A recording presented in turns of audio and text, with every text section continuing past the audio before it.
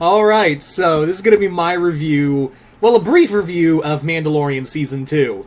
I'm not probably going to go into the whole season, like, episode by episode, and I don't want to spoil everything in, the final episode, which there's a lot to talk about there.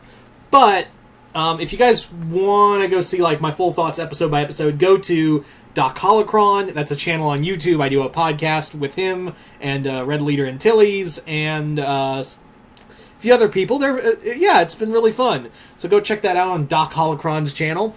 And I'm just going to give a general overview of my thoughts on Mandalorian Season 2. So Mando Season 2, I liked it. I really liked it. I did like it. But I think I still like Season 1 a bit more. And I'll tell you why right out the gate. There was a lot I really dig about Mando Season 2. But I feel like this kind of suffers from the same thing that we see in a lot of 2s when you're building when you're building extended universe stuff. It tries a lot to build up every other thing. Like, it really throws in everything to really be like, oh, it's all connected. And yes, Star Wars is already an interconnected universe, but like, this one is trying to like show a majority of the Disney Plus shows coming that are going to be coming out at some point or another, as we know from from the Investors thing a few weeks back. So in this, and what I mean is, like, we've seen this before in, like, Iron Man 2 or Daredevil Season 2, where, like, in the 2, it always gets bogged down by, like, hey, that thing you like, it's gonna get its own show. Don't you want to watch that other show? Come on, you go watch that other show. You'll love that other show once we get to that other show. But yeah. The other thing that bothered me about this is that this felt like, this season felt like Star Wars team-up, which I was really afraid what Mando was going to be. I was really afraid that Mando Season 2 was going to be Star Wars team-up. Now, it didn't do that excessively, but it did do that in very blaring points. Now, the only one that felt like, why the fuck do you need to be here? And it was Ahsoka. And you guys already know I have a love-hate thing with Ahsoka. Bo-Katan, it made sense to be here. Even Boba was a good one. And yes, I know, but the child and all that. Yeah, but we all know, as you guys know, Ahsoka, I feel like her story should have ended with her fight with Vader and Rebels. It's now just kind of like you're overstaying your welcome, at least for me. But Bo-Katan, it was really cool to see Katie Sackhoff play that character in live action. Tamara Morrison back as Boba Fett. And it's kind of sad because as of this recording of season 2 finale, excuse me, and we got the sad news that Jeremy Bulloch had passed away. I'm really hoping, because obviously they couldn't do this ahead of time because the episode was probably already finished and ready to go. I'm really hoping they like re-edit the final episode, and have like a to Jeremy Bulloch, or a in loving memory of Jeremy Bulloch, the original actor who played Boba Fett in Empire Strikes Back. I think that would be nice. And it's not like, oh, you can't do that now. Oh, you can do that. You can go back and just edit in the credits in loving memory of, or, in memory of Jeremy Bulloch, something like that. It was kind of sad and weirdly ironic to have the first actor to play Boba Fett pass away the day before the next episode of The Mandalorian had arrived. So, at least for me, that was sadly ironic. But like I said, this show it had a lot of great episodes. I think my favorite episode is The Believer. My favorite episode of this season would be The Believer. Bill Burr gives a great performance as Mayfeld in this storyline. And my second favorite episode would be The Marshal. The Marshal, the first episode of Season 2. My third favorite episode would be The Rescue, the final episode, because of how well it's directed, how well it's shot, and god damn, if you didn't cry or at least choke up, there's something wrong with you, because and for multiple reasons. For multiple reasons, which I'm not going to go into, but if you saw the show, then you already know what I'm talking about God damn it, Star Wars. That's kind of the idea, really, is that I'm pretty sure no one had a dry eye watching that finale. No, literally no one would have a dry eye watching this that final episode. But yeah, just it really does feel like this was more expanding the universe than the consecutive story. But at least it didn't go to the nth degree like Daredevil season 2 felt like it did, and Iron Man 2 did. So at least it didn't do that. At least it didn't do any of that. It didn't feel like overdone with all the extra Star Wars cameos. It just let's actually talk about some of the other stuff in here. Pedro Pascal again gives a great performance as Din Djarin. Gina Carano, who has said some stuff that I'm like, not feeling you, Gina. Not liking what you're selling on Twitter.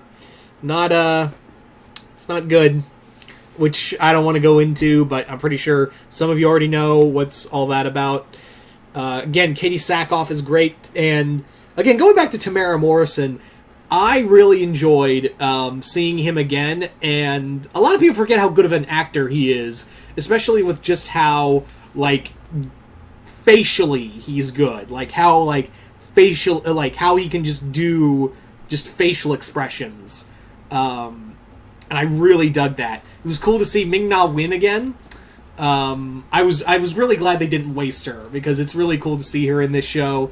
I'm really looking forward to seeing her at least voice Fennec in Bad Batch. Yeah, the word got away from me.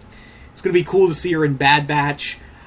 Seeing the kid, now known Grogu, which is an equally cute name and better than just calling him the child.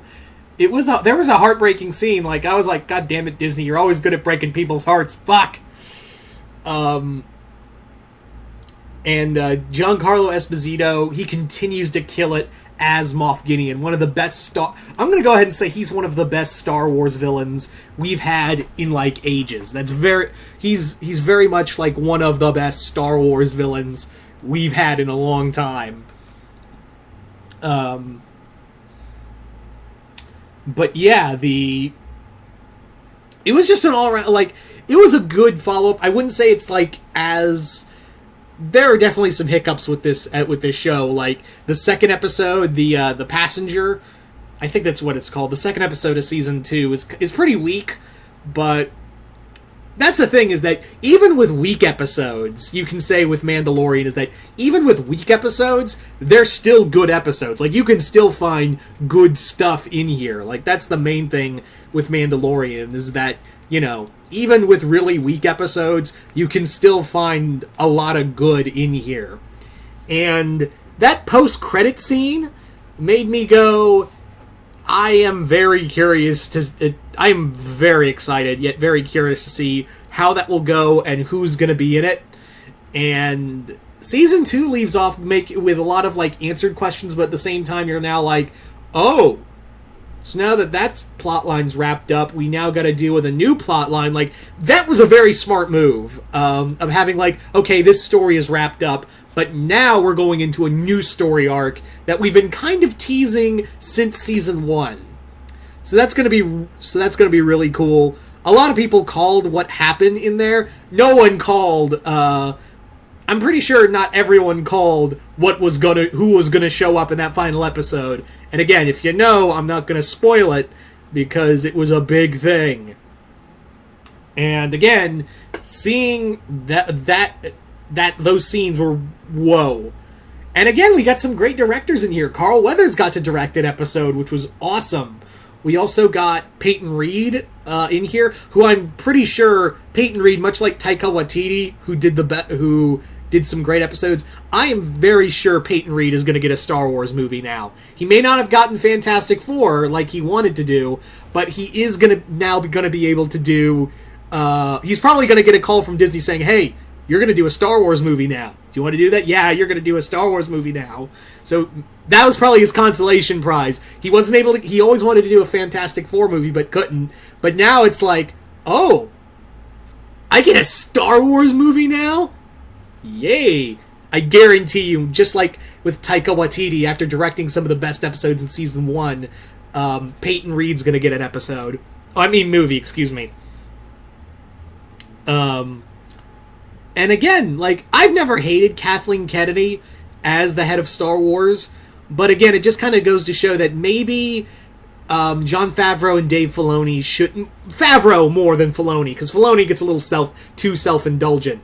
But Favreau should be like the Kevin Feige for Star Wars. Like, still, like, let Kathleen Kennedy can still run the show, but let them be like, Favreau be like the Kevin Feige for Star Wars going forward. So, anyway. But all in all, I like this. I love this season, but I didn't love it as much as I did with Season 1. And maybe it'll get more trimmed down now that we're going to have all these other shows spinning out. Maybe it'll be a little more slimmed down for Season 3. And hopefully that's where it's that's how it's going to be. I know this review's a little all over the place, but I was like, there's a lot to talk about, and I don't feel like doing a whole video, and I do a lot of episodes reviews on Doc Holocron's channel, so yeah.